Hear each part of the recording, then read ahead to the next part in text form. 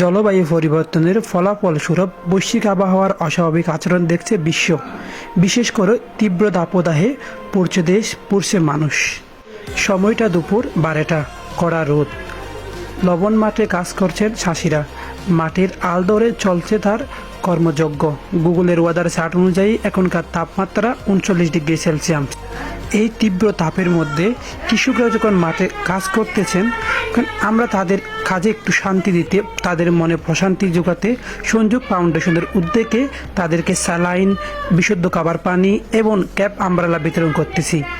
এই cap umbrella দ্বারা তাদের তাপ থেকে কিছুটা সুরক্ষিত হবে, হিট স্ট্রোক থেকে বেঁচে থাকবে। আমরা সচেতনা করতেছি হিট স্ট্রোক বিষয়েও।